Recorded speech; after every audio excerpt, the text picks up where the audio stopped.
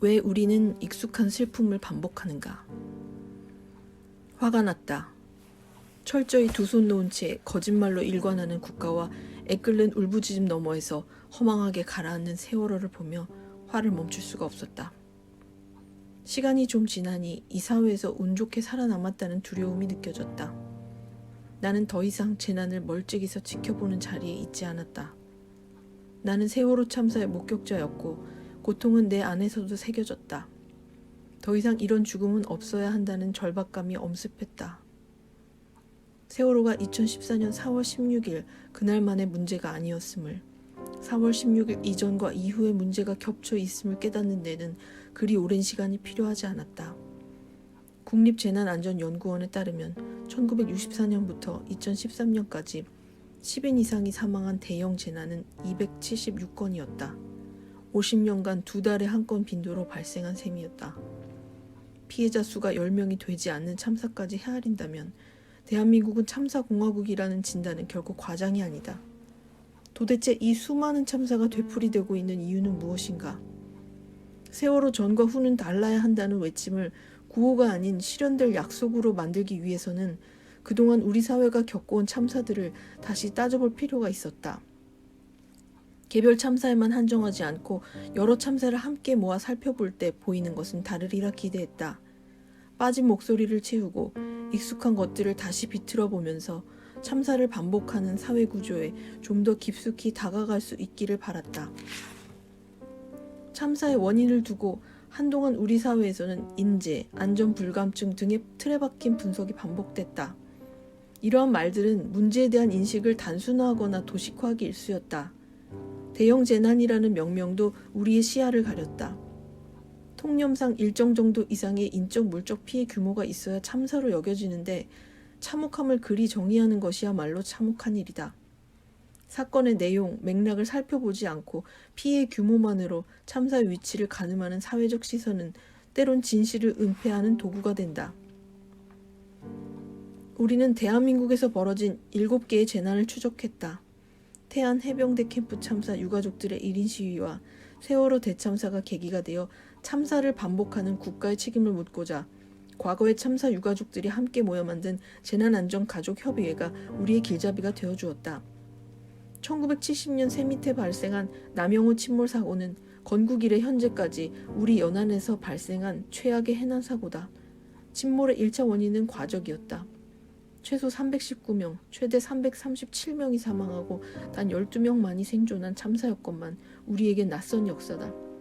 하지만 정부가 SOS 타전을 무시하고 사고 발생을 알고도 10시간 넘게 구조에 나서지 않은 사실을 아는 이는 더욱 드물다. 그래서 우리는 남영호를 입체적으로 재구성해 지금 여기로 소환한다. 그리고 남영호가 망각과 부인 속에 깊숙이 봉인될 수밖에 없는가를 파헤친다. 반면 2003년 모든 국민의 시선을 대구로 향하게 한 대구 지하철 화재 참사는 다른 참사에 비해 연구가 다각도로 많이 이루어졌고 언론 보도 또한 많았다. 참사 후 매해 2월 18일 추모제가 열릴 때마다 그리고 또 다른 참사들이 발생할 때마다 대구 지하철 참사는 언론을 통해 복귀되었다. 바로 그 점이 우리가 질문을 던진 지점이었다. 오늘날 대구 지하철은 안전해졌다고 단언할 수 있는가? 그렇지 않다면 그 이유는 무엇인가? 우리가 대구 지하철 참사의 원인을 모르기 때문인가? 알고도 바꿀 수 없었다면 그 이유는 무엇인가? 참사는 안전에 대한 관리 감독만이 아니라 평등함이 부인될 때 일어나기도 한다. 태안 해병대 캠프 참사와 장성 요양병원 참사가 대표적이다. 2013년 7월에 발생한 태안 해병대 캠프 참사를 통해 우리는 왜 학교 주간 체험학습에 참여한 학생들이 주검이 되어 돌아왔는지를 밝히고자 했다. 하지만 취재는 난항을 거듭했고 증언은 이어지지 못했다. 여전히 진상규명을 위해 싸우고 있는 현안이었음에도 말이다. 그 과정에서 우리가 마주한 불편한 진실은 청소년이라는 위치성이었다. 글은 방향을 틀었다.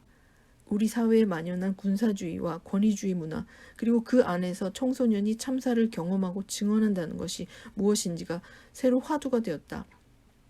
2014년 5월 장성 요양병원을 삼킨 화재는 환자를 위한 안전시설이나 의료 인력 없이 돈벌이 수단으로 우후죽순 세워진 요양병원 시스템에서 발생했다. 국가는 노인의 돌봄에 대한 인식 없이 사회 서비스를 민영화했고 안전관리 감독도 하지 않았다. 기업의 탐욕과 국가의 무책임이 빚은 참사였다. 그럼에도 진상규명을 요구하는 유가족들은 참사 초기부터 부모 팔아서 먹고 살려고 한다는 비난에 직면해야 했다.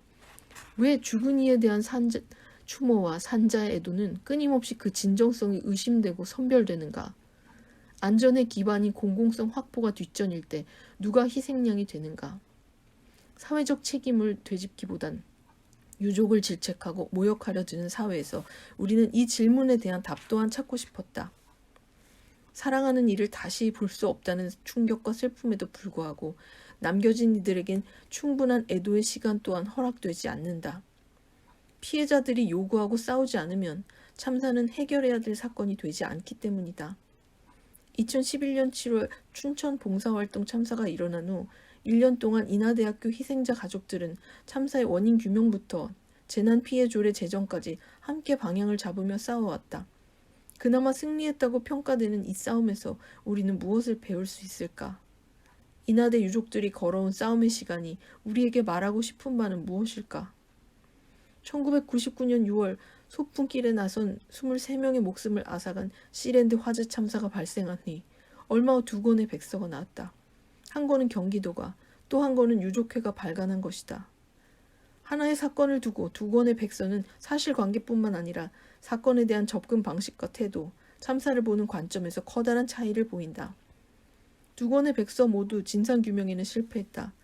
그렇지만 참사에 대한 정부기관과 유가족들의 엇갈림 속에 우리는 참사가 끊임없이 반복되는 이유, 그리고 참사를 막기 위한 어떤 진실의 단초를 찾을 수 있다. 2013년 3월 14일 6명이 죽은 여수산단의 대림 참사를 통해 우리는 재난과 산업재해의 경계가 현실에서 어떻게 맞닿아 있는가에 대해 말하고 싶었다. 대림 참사가 자리한 여수 국가산단에서 일하다 죽은 이는 120여 명. 이 무참한 죽음의 숫자 앞에서도 우리는 공장 담장 안과 밖을 구분하지만 그런 구분은 무의미하다. 여수 산단의 노동자가 죽어갈 때 담장 밖 마을 주민들은 발암물질 섞인 공해와 폭발 위험에 시달린다. 무엇보다 생산자의 안전을 고려하지 않은 기업주가 구매자의 안전을 우선할 리 없다. 하지만 사회는 노동자에게 닥친 참사는 산업재해라는 틀 안에 가두고 노동자의 죽음은 업무에 필연적으로 수반될 수밖에 없는 위험으로 간주한다.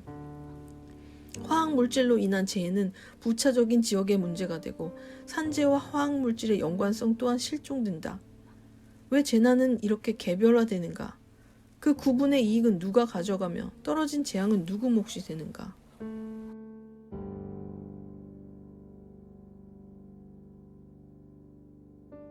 기록할수록 우리는 더 많은 질문과 마주했다. 더 많은 참사를 기록하고 싶었다. 하지만 피해자를 찾는 것도 만만치 않았을 뿐더러 찾는다 해도 접근이 불가능했다. 기록하지 못한 많은 사건의 유가족과 생존자들은 입을 다물거나 등을 돌리는 것으로 영혼과 신체에 깊이 각인된 회복 불가능한 상처를 드러냈다. 진실조차 밝힐 수 없는 세상이 새겨 넣은 상처였다. 시유는 물론 기록에도 때가 있음을 우리는 이 책을 만들며 절실히 깨달았다. 2014년 12월 러시아 베링해에서 침몰해 53명이 희생제를 낸 오룡호 참사는 희생자 다수가 이주 노동자란 이유로 기록이 좌절됐다. 유족들이 급하게 시신을 수습해야 하는 출입국 제도의 문제와 낯선 언어, 그리고 미비한 지원체계 속에서 기록은 고사하고 참사의 수습과 피해 구제조차 기대하기 어려웠다. 2007년 허베이 스피리트호의 기름 유출 사건으로 태안의 생태계와 주민들은 큰 피해를 입었다. 참사가 인권을 중심으로 구성되어 왔다는 점에서 자연과 생태계의 관점으로 참사를 재구성하려 했으나 이 역시 여러 한계들 속에서 좌절됐다. 이와 같이 새로운 관점에서 기억하고 기록해야 할 참사들은 무수히 많다. 과거의 참사라 명명했지만 모두 온전히 해결되지 않았다는 점도 강조해야겠다. 어떤 참사는 아직도 진상규명을 다투고 어떤 참사는 추모와 의례를 놓고 십수년째 씨름 중이다. 나아가 참사의 해결은 진상규명과 처벌, 보상과 합의, 의례화의 차원을 넘어선다. 다시는 같은 경로의 죽음이 발생하지 않게 하는 것, 사고와 죽음의 질주를 멈추는 것이다. 그것이 이루어지지 않는다면 모든 참사는 과거라 말할 수 없다. 그런 의미에서 이 책에 실린 모든 기록은 현재 진행형이다.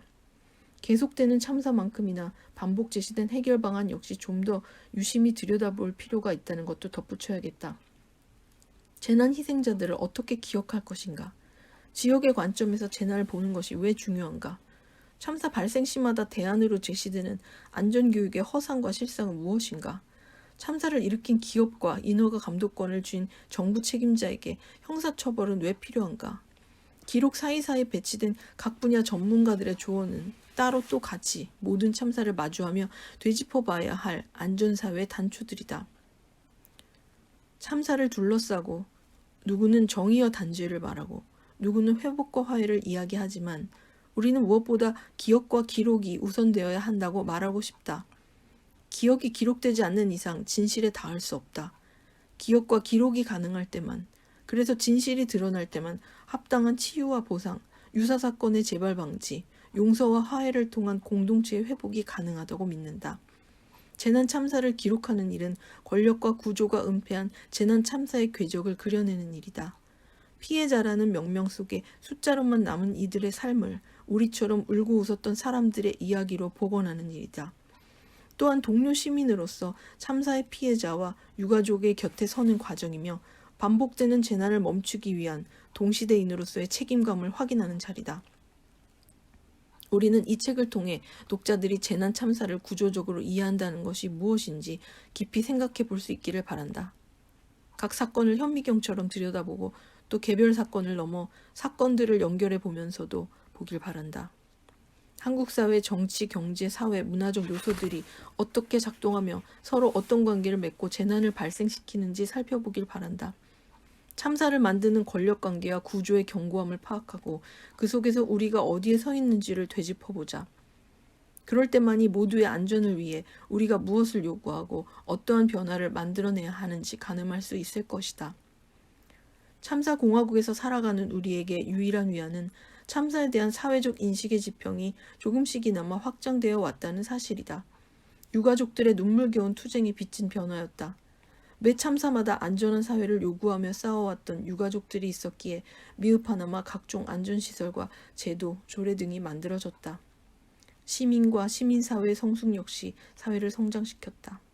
1995년 삼풍백화점 참사에서 생존자 구호와 유가족 지원에 힘을 모으던 시민들은 2003년 대구 지하철 참사가 발생하자 시민단체와 함께 거리로 나섰다.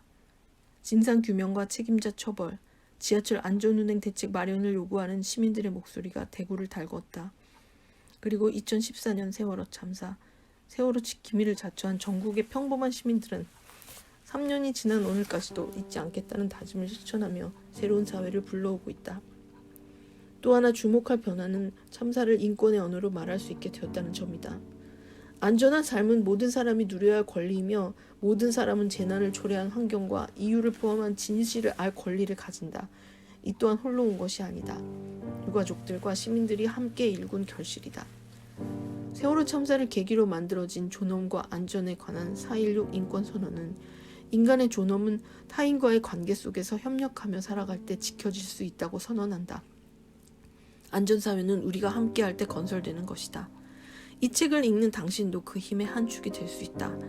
당신이 적극적으로 읽어내는 만큼 세상은 변한다. 유가족들이 내일을 살아낼 힘이 쌓인다. 재난을 나의 문제로 상상하고 함께 실천하는 사람으로 한 발 내딛기를 바란다. 따져보고 질문을 던지고 대안을 상상해보자. 2014년 4월 16일 이후 다시 맞는 세 번째 봄. 4.16 세월호 참사 작가 기록단은 매해 새로운 봄을 기다리며 기록을 만들어 왔다. 이 기록 역시 죽은 이들의 유지와 산 사람들의 간절함이 맞닿아 탄생했다.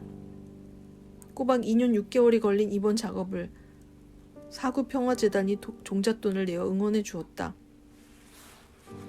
박정희 정권의 사법살인 피해자인 인혁당 사건의 희생자 유가족들이 재난참사 유가족들에게 건넨 연대의 가슴이 따스해졌다.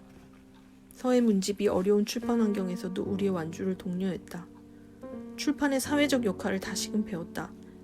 마지막으로 우리가 기억하고 기록하고 애도할 수 있도록 길을 놓아준 유가족들과 생존자들, 그리고 그 곁을 지켰던 이들의 증언과 용기에 말로 다 담을 수 없는 감사와 미안함을 전한다. 그 걸음에 비추어 우리가 오늘을 살았다. 이제 우리가 당신들이 살아갈 내일을 만들 힘을 함께 채워갈 차례다. 2017년 4월 4.16 세월호 참사 작가 기록단 재난 참사 기억 프로젝트 팀